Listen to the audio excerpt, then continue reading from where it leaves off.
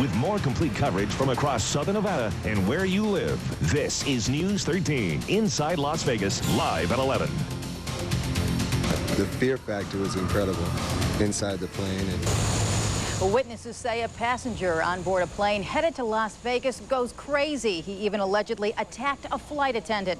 And our top story tonight, the driver of a truck slams into an apartment building, killing one person and injuring more. And tonight, that crash is being investigated as a crime.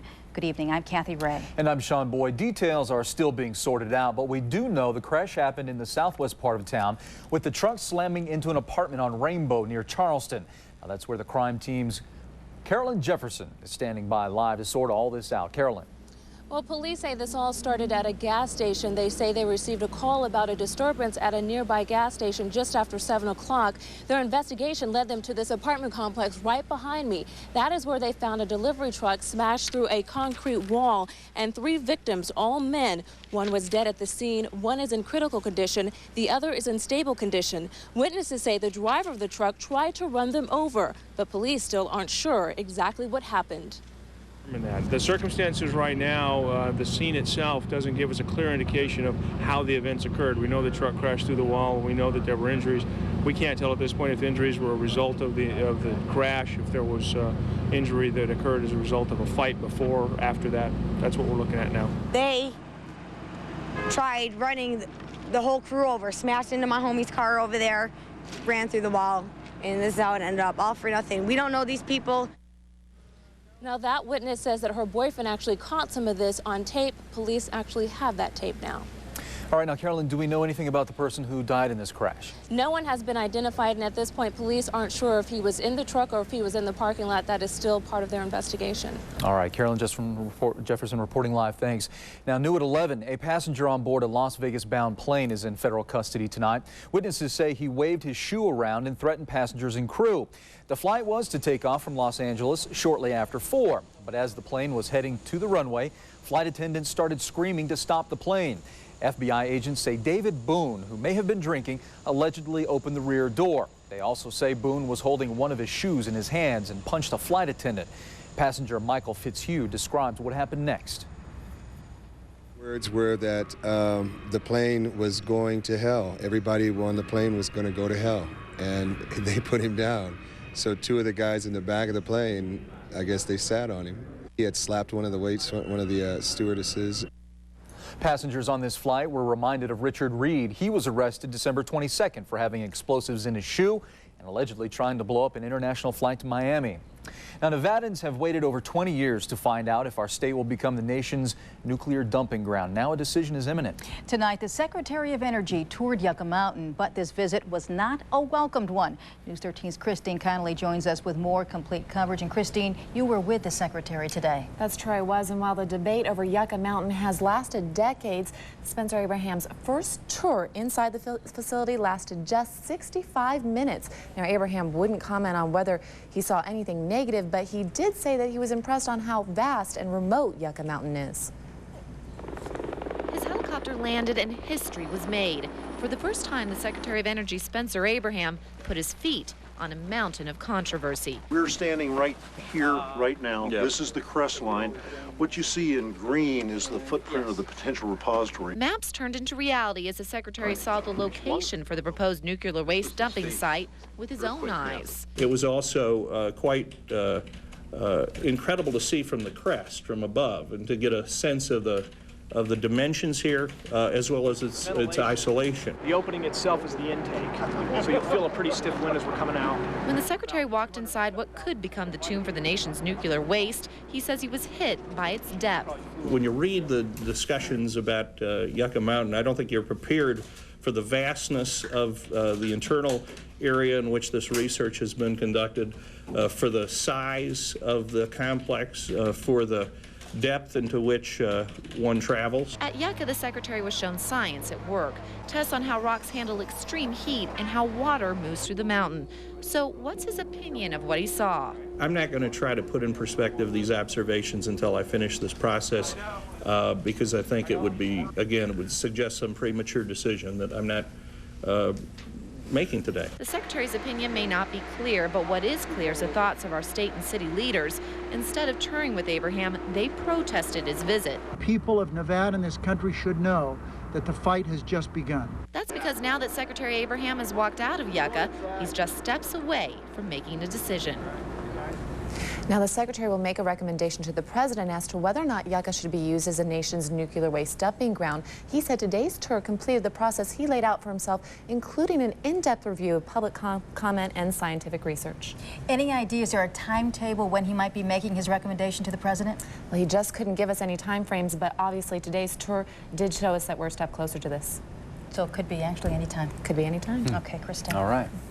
Well, also new tonight, Homeland Security Director Tom Ridge has postponed his Wednesday visit to the Nevada test site. Both Senators John Ensign and Harry Reid were to tour the counterterrorism site with him. However, Ridge's office said late today he needs to finish working on the Homeland Security budget. No rescheduled date has been set. Tonight, for the first time, we hear the 911 call from witnesses who saw a small plane slam into a Florida office building. I'm calling from downtown Tampa. There's a small light plane that crashed into a high-rise. It's the site of American building. A plane just flew into it. Now, that's the wreckage right there of the plane from Saturday sitting in a Tampa airport hangar. Police say 15-year-old Charles Bishop was on a suicide mission. Today, Bishop's family released a statement saying they are appalled and devastated over what happened. The flight training student died when the Cessna crashed into that building. Nobody else was hurt. And in light of Saturday's crash, extra security procedures are being taken in small airports everywhere, including right here in southern Nevada. Private pilots and flight instructors at the North Las Vegas airport are taking extra steps to make sure that no one has access to planes without permission. The government has not issued any new security procedures. However, it is very likely that new stricter security measures will be ordered. Now to Afghanistan and the war against terrorism. More bombing today in the mountains of Tora Bora, and there is evidence to suggest that Osama bin Laden had been in the caves, but there is no sign of bin Laden now. General Tommy Franks says U.S. forces will leave the cave area within the next few days. Franks also says more airstrikes are possible, so are more ground troops. And closer to home at the Charleston Heights Arts Center, Las Vegas Mayor Oscar Goodman gave his State of the City address. 2.5 years in office, his 2002 speech took on a more patriotic tone. And while it was reflective, it focused on the future in finding clarity in chaos. 2001 has been an extraordinary year. After a tumultuous year for both the country and Las Vegas, Mayor Goodman started out by assuring a glorious future. Personally, I want to assure you that the City Council, as we sit here today, are mindful and reflect on the change and the challenges. Despite the current economic picture, I can promise you that we will think both in a way that is conventional and also out of the box in order to raise revenues which are so necessary for us to provide the services that we must provide to the people who live in this valley. Referring to the council members who flanked him during tonight's speech, the mayor ran down their list of priorities for 2002, keeping the cost of government services low while getting the biggest bang for their buck. We'll revitalize the more mature areas of Las Vegas. We'll reduce government cost services. We will attract diverse businesses. We'll support the integrity of our neighborhoods. We'll maintain a master planning approach. We'll dialogue with our citizens, and we will provide recreational and leisure opportunities. I think the people understand what I'm trying to do here. I want to make sure that Las Vegas is healthy. I want to make sure that it's sound. I want to address the social problems, and I want to make sure that we are a first-class city. I think that the mayor has established some great priorities, especially as it relates to the downtown. Everything that I heard here tonight, I think was right on track.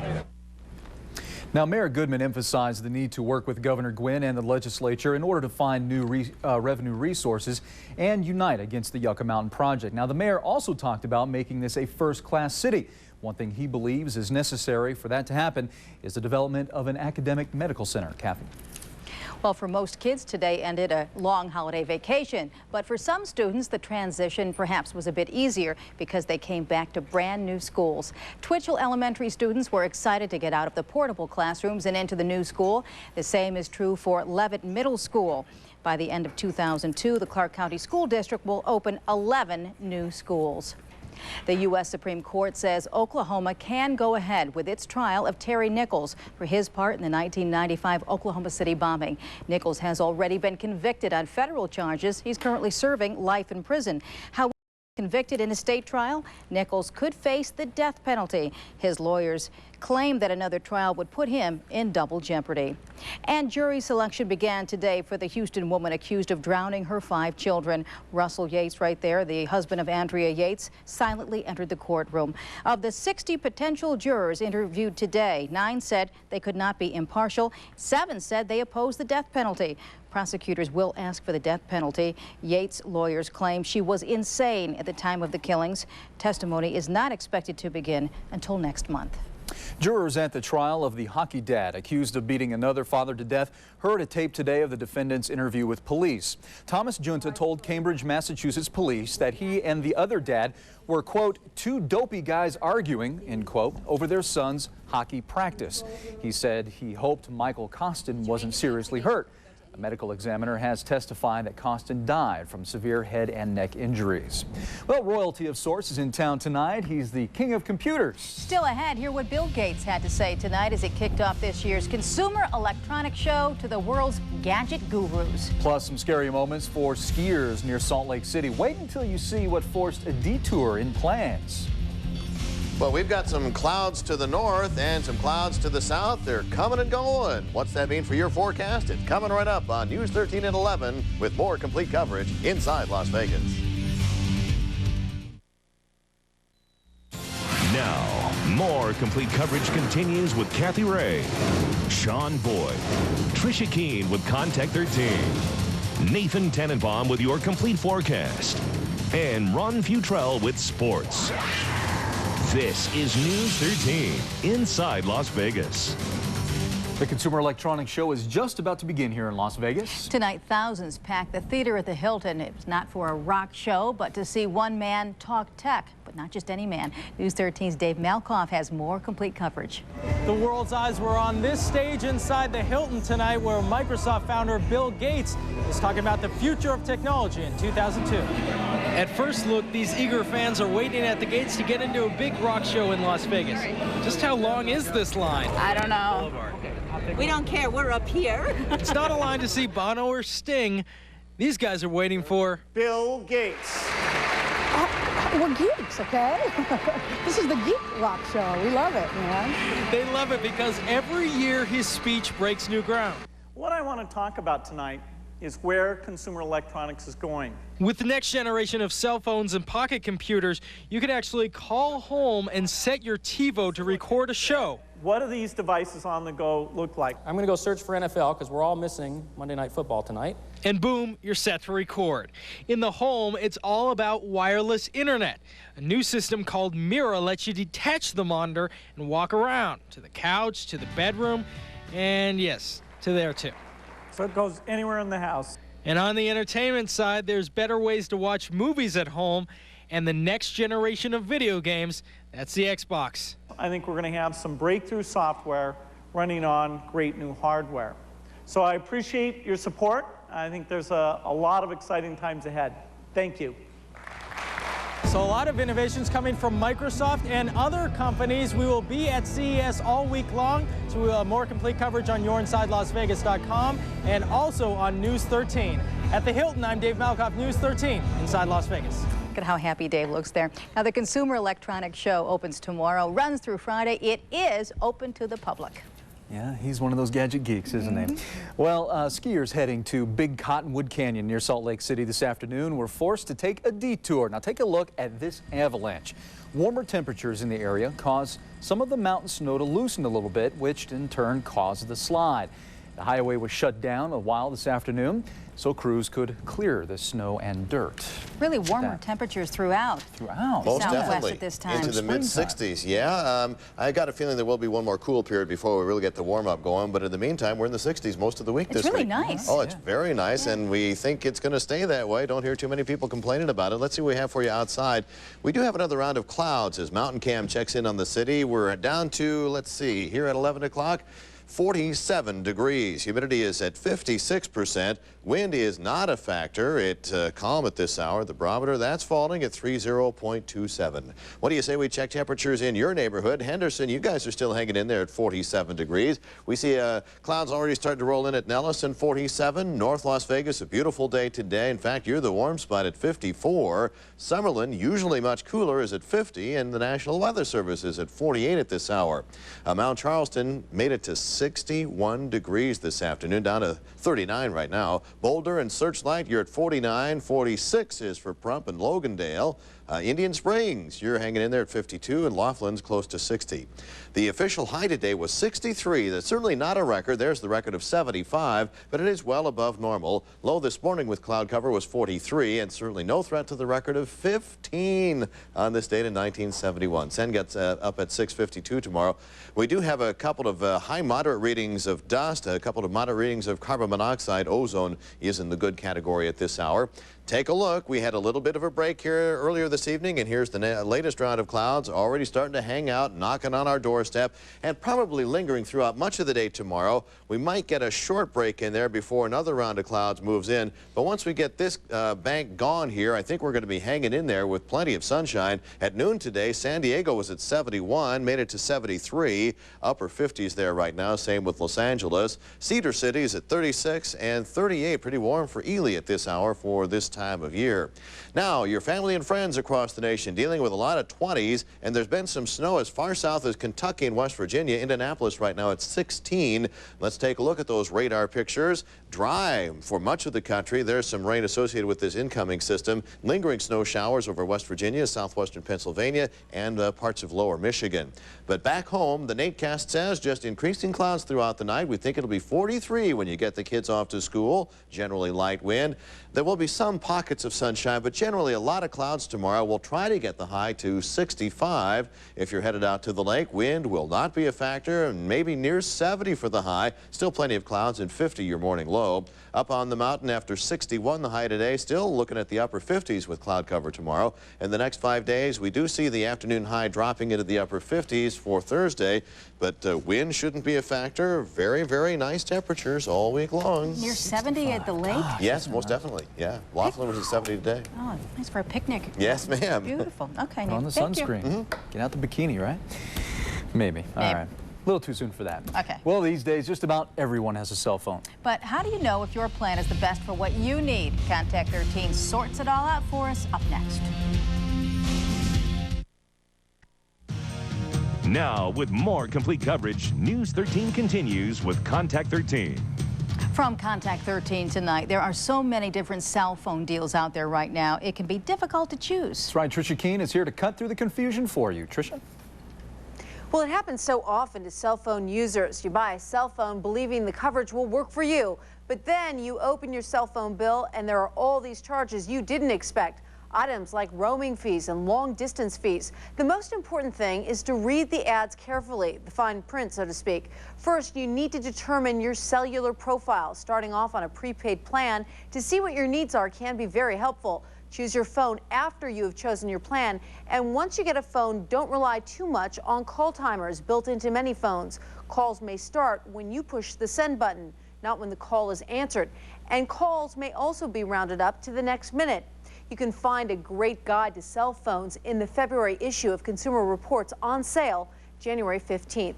Many banks say they've noticed an increase in online banking since the anthrax attacks on America. Online banking is a tempting convenience, but you want to make sure you're protected from identity theft. Most banks have agreements to replace money if it's taken by a cyber crook. Here are some tips. Start by checking with your own bank. Make sure it offers online bill payment and ask whether there is an extra fee for bill paying. You still also want to find out how long the bank will take to pay your bills. It's very important to take a very close look at your bank's privacy policies. Well, up to 20,000 Ford Motor Company workers may soon find themselves without a job. The company is announcing a massive restructuring plan on Friday. Analysts say Ford could cut thousands of jobs. The company says there will be some layoffs, but they won't say how much. Analysts say the cuts are needed to help the nation's second biggest car maker become profitable again. Well, Mercedes' latest brainchild was unveiled today at the North American International Auto Show in Detroit. The Grand Sports Tour, or GST, includes 3 rows of seats.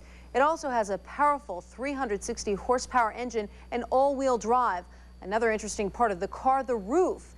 It's glass, and you can make it darker with just the push of a button to let as much light in as you would like. Mercedes says the Grand Sports Tour delivers things that no other car or truck delivers at the moment. For Contact 13, I'm Tricia Kean.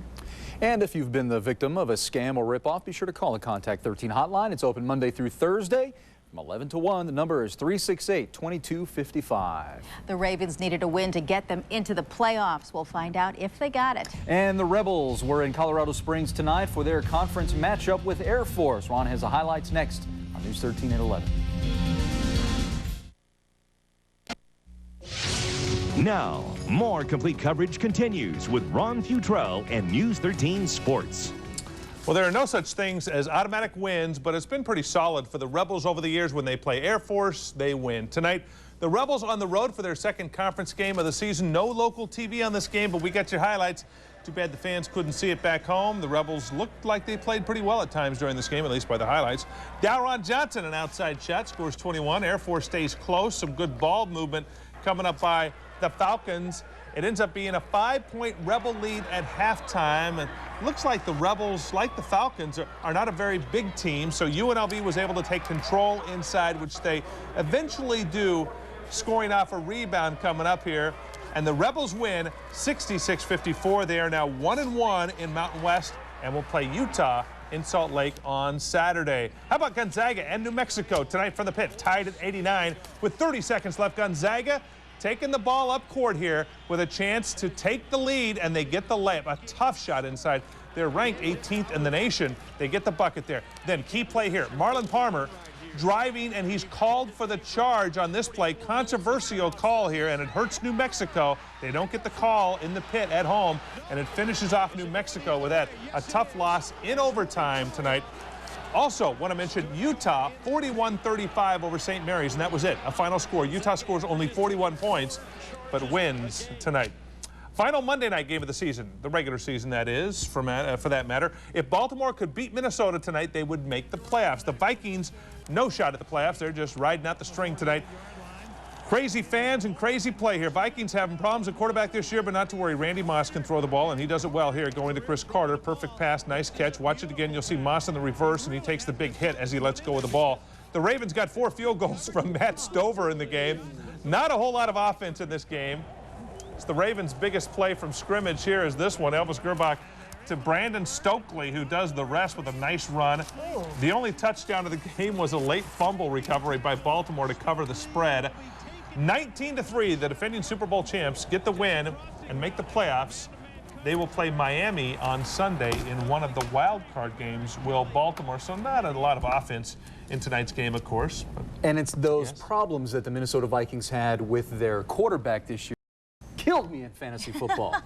Dante Culpepper. You must have had Dante as your guy, and yeah, that did hurt. He looked like a great pick at the start of the season, and he was for a few weeks. And then he got hurt. Injuries. Yeah. There's always next year. Well, there will be now with a new coach, whoever they get. Yes. All right, Ron. Thanks a lot. Bye-bye. All right. Well, we have your look ahead to the morning weather conditions coming up. Your wake-up forecast. Stay with us. So what do you think in the morning? Well, you know, during the daylight, people are talking about this big heat wave that we've got going on. It's not quite that, but with cloud cover, it's not going to be too bad in the morning. We're thinking like 43 when you get up and at them. Definitely some clouds, but we think it'll be in the mid-60s. Okay, so no need to worry about the 3 Ps tonight, huh? No, sir. All right, good. Made an impression on him a while ago. He loves the 3 Ps. He does, and that does it for now. Thank you so much for being with us. We'll see you tomorrow. Have a good night.